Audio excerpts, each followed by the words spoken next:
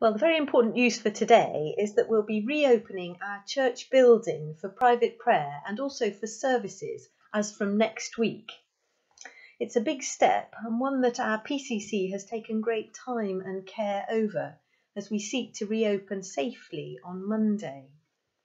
We're aware that reopening is not without risk, and we're committed to managing those risks as carefully and as wisely as we can. We've taken into consideration all the guidance that has come from both the government and the Church of England, and do look at our website for more details about that. So, next Monday morning at 9:15 a.m, we'll reopen for morning prayer, and those who feel it's safe for them to do so are extremely welcome to join us. We'll be open on Tuesday and Wednesday mornings at 9:15 a.m. too for morning prayer, and then on Thursday at 9:15 for a service of Holy Communion. I'm aware that many of us have missed the opportunity to share communion in a physical setting over the past few months, and this will be our first occasion to do so together. We'll meet in the main body of the church, safely distanced of course, and remember Jesus' sacrifice of himself for us once again.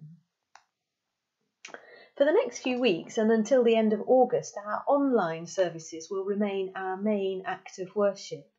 So do keep tuning in on Sundays, as we've been doing together over the past few months. We are also planning, though, to complement that main online service with a 4 o'clock service in church for the next few weeks at least.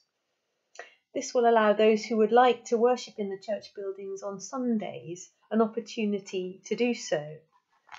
It'll be a short service, about half an hour, and the main focus will simply be catching up with each other, to hear how it's been for each of us over the past few months, the challenges, the blessings, the joys and the sorrows. And that catching up will be within the context of prayer and worship, though no singing is allowed at present. The service will be accessible for children too, so do come along if you'd like to. Maybe bring something to show of what you've been doing over these past few months, as we take these small steps together towards worshipping in the church once again.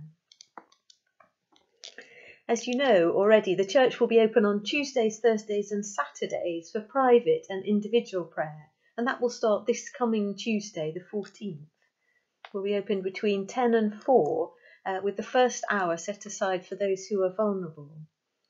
And from about 10 o'clock, we hope to have members of the pastoral team and others available to welcome you as you arrive. I'm aware this might be a big step for those who've been mostly at home over the past few months. Well, what will the building look like, you might well be asking? Well, I'm pleased to report that the refurbishment of the floor is now complete and it's positively gleaming. The company who did the work have done a really good job and the floor is transformed. The pews have now been removed and our new chairs are due to arrive in 3 or 4 weeks' time. In the meantime, we'll set out the hall chairs in church, safely distanced, so that people can sit to pray and to worship. And there will be resources for prayer available when you arrive. So I'll be praying for the Lord's blessing upon us as we take these steps forward in a year when we've seen phenomenal change. And in the midst of that, I'm reminded of those wonderful words from the letter to the Hebrews. Whatever happens, Jesus Christ is the same yesterday and today and forever. And let's hold on to that as we move forward in faith.